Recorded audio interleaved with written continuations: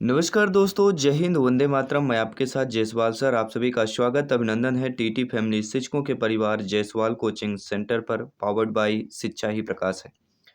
दोस्तों, बात करेंगे आपके साइंस विज्ञान की क्लास के ब्रह्मांड का चैप्टर रहेगा।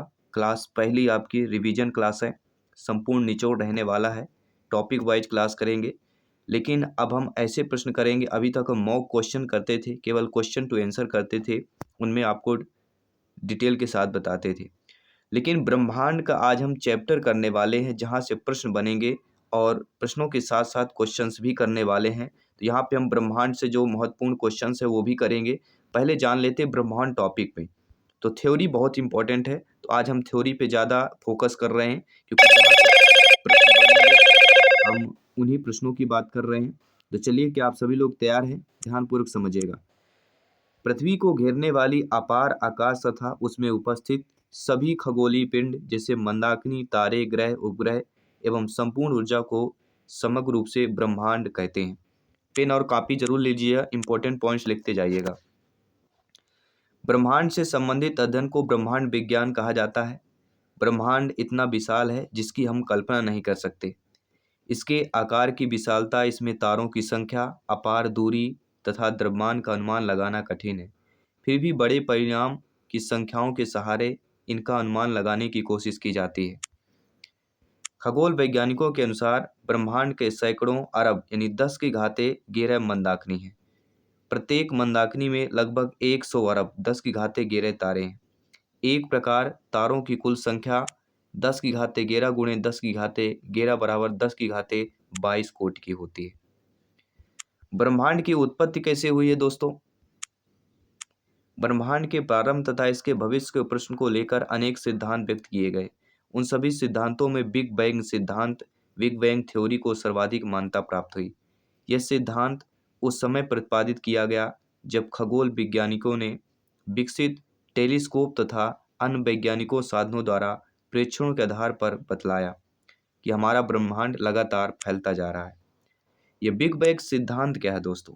बिग बैंग जो थ्योरी है, इस सिद्धांत के अनुसार बिग बैंग के तत्काल बाद 1 सेकंड के कई गुना छोटे भाग के समय अंतराल में ब्रह्मांड जो है परमाणविक आकार से बढ़कर कॉस्मिक आकार में बदल जाता है। तदुपरांत ब्रह्मांड के प्रसार की गति थोड़ी धीमी हुई, पर इसका ताप काफ़ी समय पर अत्यधिक रहा। इस खरब वर्षों के उपरांत तारों तथा गैलेक्सियों के पहली बार अवतरण हुआ। हमारा सौरमंडल भी 4.5 खरब पूर्व वर्ष पूर्व बना। पृथ्वी पर जीवन की शुरुआत लगभग 0.37 खरब वर्ष पूर्व हुई। हार्मन बॉन्डी, थॉमस गोल्ड और फ्रेड हायल नाम के ब्रिटिश वैज्ञानिकों ने बिग बैंग सिद्धांत को चुनौती दी। उन्होंने 1948 ईस्वी में ब्रह्मांड की उत्पत्ति में एक नए सिद्धांत को प्रस्तुत किया, जिसे स्थायी अवस्था सिद्धांत कहा जाता है। Steady state theory. Steady state theory, स्थायी अवस्था सिद्धांत। इस सिद्धांत के अनुसार ब्रह्मांड का ना तो महाविस्फोट के साथ आरंभ हुआ, ना ही कभी इसका अंत होगा। अर्थात इस विशाल ब्रह्मांड का ना आदि है और ना अनंत। इस सिद्धांत के अनुसार आकाश गंगाएं आपस में तो दूर हो जाती हैं, परंतु उनका आकाशीय घनत्व अपरिवर्तित रहता है। यानी दूर होती हैं आकाश गंगाओं के बीच की खाली जगहों में नई आकाश गंगाएं बनती रहती हैं। इसलिए ब्रह्मांड का पदार्थ घनत्व एकदम स्थिर बना रहता है। आज तक दिए गए सभी सिद्धांतों में बिग बैंग सिद्धांत को ही सबसे ज़्यादा मान्यता प्राप्त है। बिग बैंग सिद्धांत का प्रतिपादन 3 अन्वेषणों पर आधारित होता है। ब्रह्मांड का लगातार प्रसार की बात करेंगे। कंटिन्यू एक्सप्लेशन ऑफ यूनिवर्स की बात करेंगे। ब्रह्मांड विद्युत चुंबकीय विकिरण से भरा हुआ है। ब्रह्मांड का अधिकाधिक द्रव्यमान रहस्यमय ढंग से हमारी दृष्टि से परे है। ब्रह्मांड के प्रसार का सिद्धांत डॉपलर प्रभाव पर प्राप्त प्रेक्षण, जिसे अवरक्त विस्थापन कहा जाता है, इस पर आधारित है। तो ब्रह्मांड के प्रसार सिद्धांत जो है डॉपलर के प्रभाव पर प्राप्त जो प्रेक्षण है, जिसे अवरक्त विस्थापन कहते हैं, यह उस पर आधारित है। अभी अवरक्त विस्थापन क्या चीज़ होता है? रेड शिफ्ट की बात करते हैं। यदि हम प्रकाश स्रोत की ओर चलें तो प्रकाश तरंग की आवृत्ति में आभासी वृद्धि होगी। अर्थात यह 10 प्रकाश के स्पेक्ट्रम के नीले वर्ण की ओर विस्थापित होगी। इसके विपरीत यदि प्रकाश स्रोत की दूरी हमसे बढ़ती जाए तो प्राप्त प्रकाश की आवृत्ति में आभासी ह्रास होता है और यह आवृत्ति दृश्य स्पेक्ट्रम के लाल वर्ण की ओर विस्थापित होगा। तो इस प्रकार के विस्थापन को औरक्त विस्थापन रेड शिफ्ट कहते हैं। अगला आता है टॉपिक गैलेक्सी मंदाकिनी। मंदाकिनी अरबों तारों का एक विशाल निकाय है। तारे मंदाकिनियों के साथ बंधे रहते हैं। इसके लिए चारों मौलिक बलों गुरुत्वाकर्षण बल, विद्युत और चुंबकीय प्रबल या दृढ़ बल और कमजोर बल में गुरुत्वाकर्षण बल जिम्मेदार होता है। ब्रह्मांड में लगभग 100 अरब मंदाकिनियां हैं, यानी 10⁻11 मंदाकिनियां हैं और प्रत्येक मंदाकिनी में औसतन 100 अरब तारे हैं, यानी 10⁻11 तारे होते हैं। यानी कह सकते हैं ब्रह्मांड में तारों की कुल संख्या लगभग 10⁻22 है।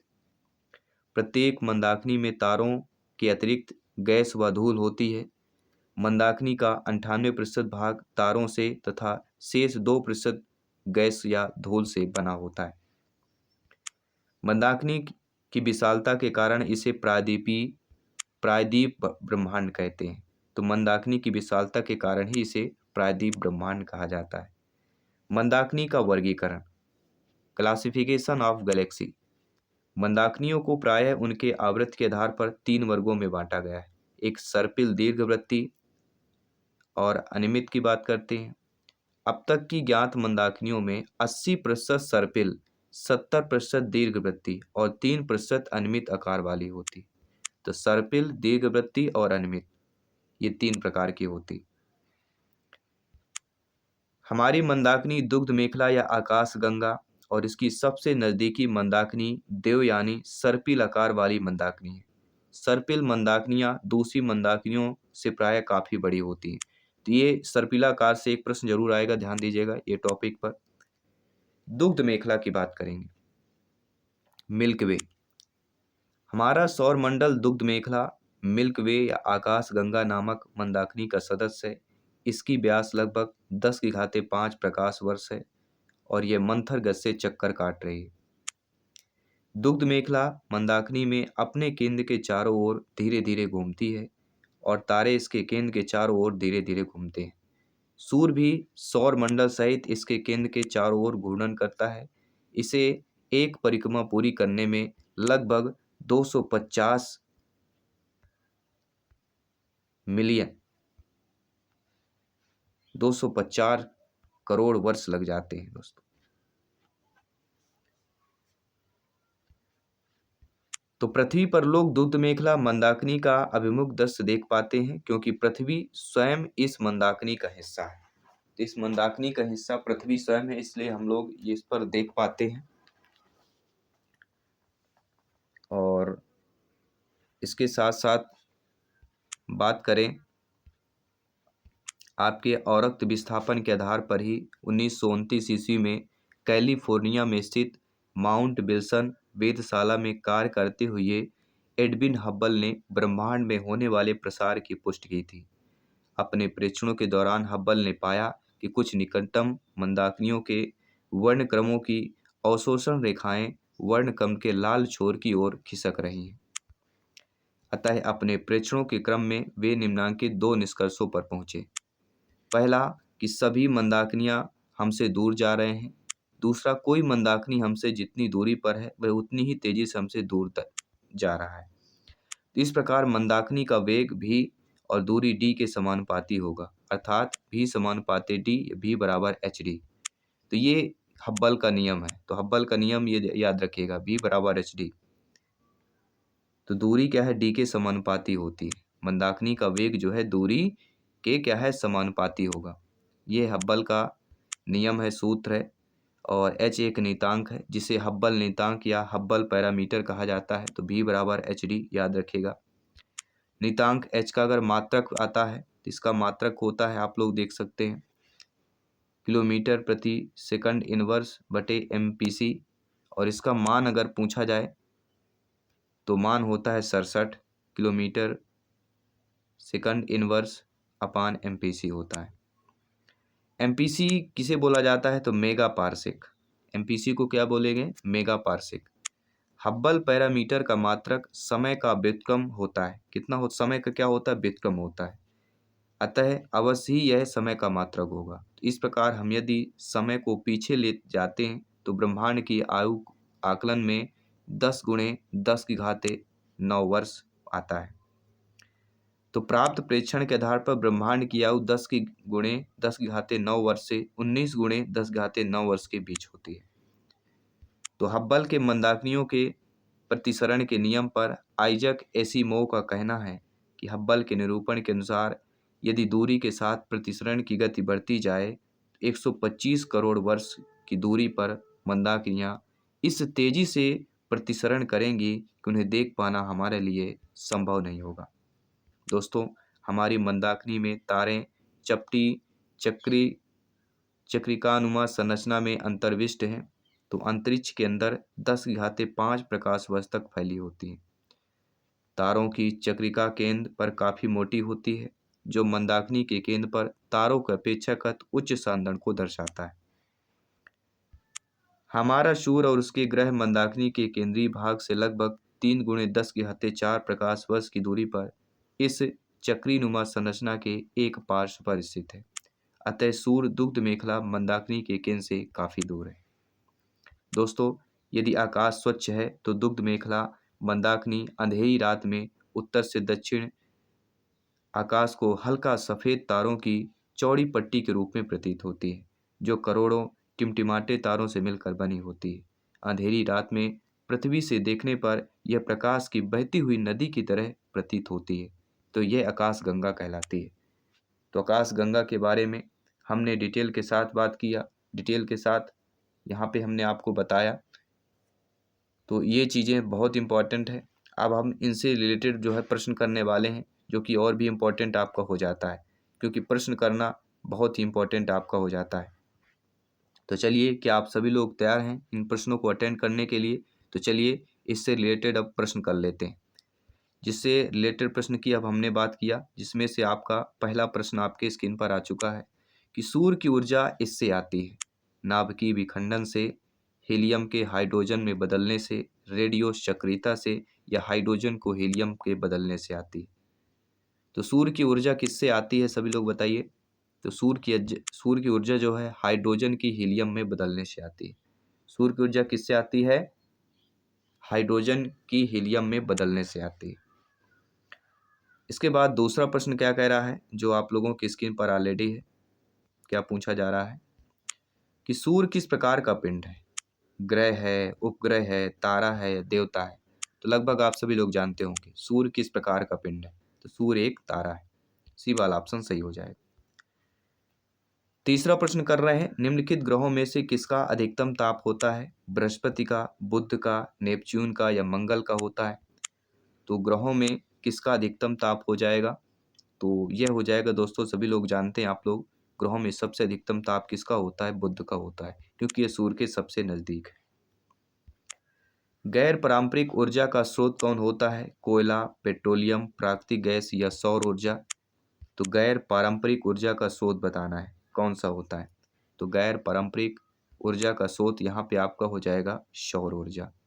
D option according to question सही हो जाएगा। इसके बाद अगला प्रश्न दिया गया है कि वायुमंडल में उपस्थित निम्न गैस की परत सूर्य से हुए हानिकारक पराबैंगनी विकिरण को अवशोषित कर लेती है। वह आपका ऑक्सीजन, ओजोन, कार्बन डाइऑक्साइड, या नाइट्रोजन है? सभी बताइएगा। जी हाँ, मेरे प्यारे मित्र, मेरे भाई बहन गृहिणी, जिनका सपना है टीटी एग्जाम को फतेह करना, जायसवाल सर आप सभी का अभिनंदन, स्वागत करते हैं। तो वायुमंडल में उपस्थित निम्न गैस की परत सूर्य से हुए हानिकारक पराबैंगनी विकिरण को अवशोषित कर लेती है। तो यहाँ पे हो जाएगा ओजोन। ओजोन लेयर की बात करते हैं।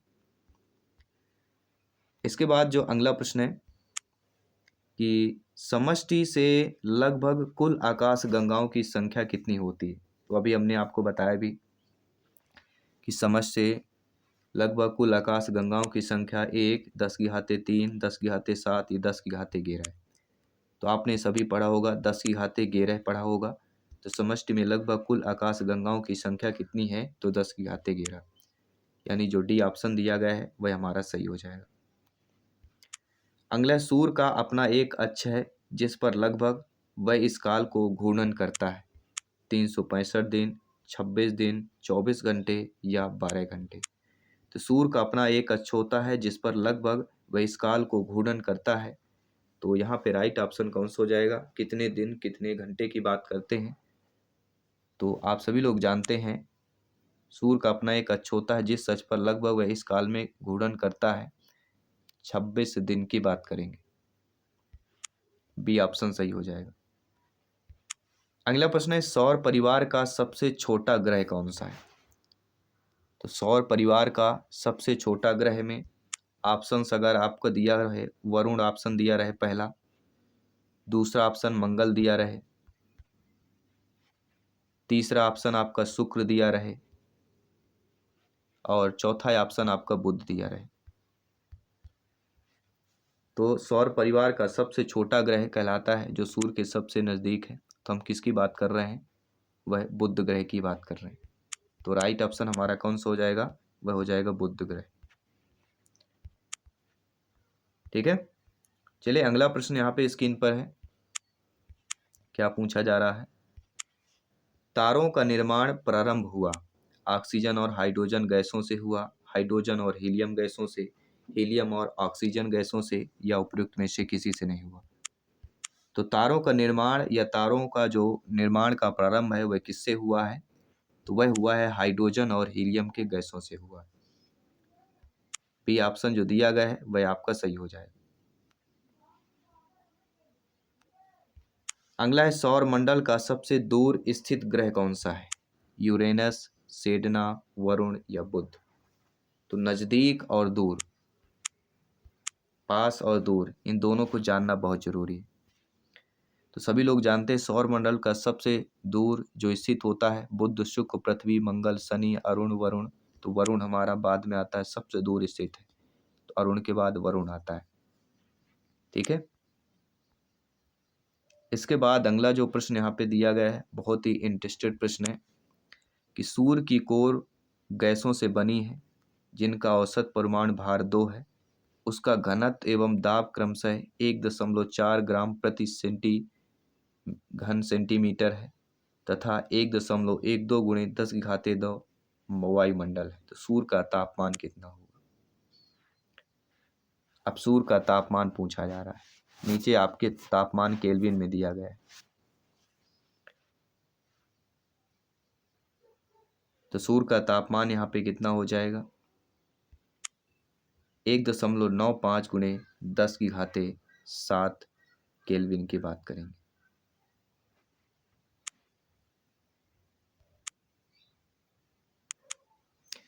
और जो ये आपका क्वेश्चंस है ये क्लास नंबर 12th के केमिस्ट्री के चैप्टर, जो पॉलिटेक्निक का चैप्टर है, केमिस्ट्री के चैप्टर से लिया गया है। तो ये क्वेश्चन इंपॉर्टेंट है।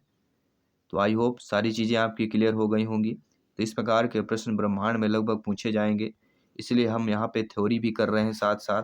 तो ये क्लास आपको कैसी लगी? बाकी सभी आपके पार्ट वाइज थ्योरी बेस अगर क्लासेज चाहते हैं तो कमेंट बॉक्स में अवश्य शेयर कीजिए, अवश्य कमेंट कीजिएगा। डेली आपको 4 PM में साइंस की क्लास मिलने वाली है। मैं आपके साथ जयसवाल सर मिलता हूँ आपकी अगली क्लास पे 7 PM में लाइव क्लास के साथ। सभी मित्रों को जय हिंद, वंदे मातरम। धन्यवाद सभी का।